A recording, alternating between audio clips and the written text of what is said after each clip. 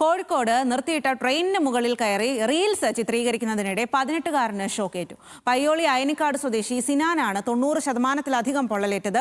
Reels ചിത്രീകരിക്കുന്നതിനിടെ വീഴാൻ തുടങ്ങിയപ്പോൾ electric ലൈനിൽ കയറി പിടിക്കുകയായിരുന്നു. ബെൻസൺ ബാബു വിവരങ്ങളുമായി ചേരുകയാണ്. ബെൻസൺ, സിനാന്റെ ആരോഗ്യനില ഇപ്പോൾ എങ്ങനെയാണ്? എന്താണ് സംഭവം?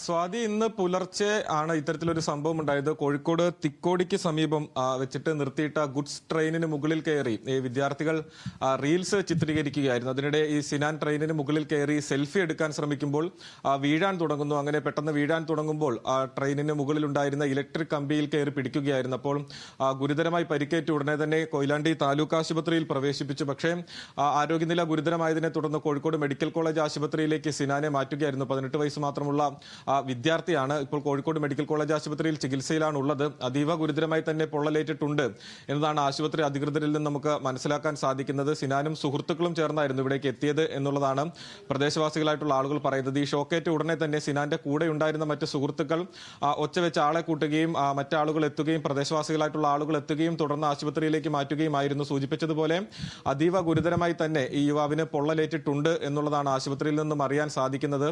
ഇത്തരത്തിൽ അപകടകരമായിട്ടുള്ള രീതിയിൽ റീൽസ് ചിത്രീകരിക്കുക, സെൽഫി എടുക്കുക എന്നുള്ളതെല്ലാം തന്നെ ഇപ്പോൾ ഒരു ട്രെൻഡായി മാറിക്കൊണ്ടിരിക്കുന്ന സാഹചര്യമാണ്. പക്ഷെ അപ്പോഴും ജീവൻ തന്നെ പണയപ്പെടുത്തിക്കൊണ്ട് ഇത്തരത്തിലുള്ള ട്രെൻഡുകളിലേക്ക് കടക്കേണ്ടതുണ്ടോ എന്നത് ചിന്തിക്കേണ്ടതുണ്ട്. സ്വാതി.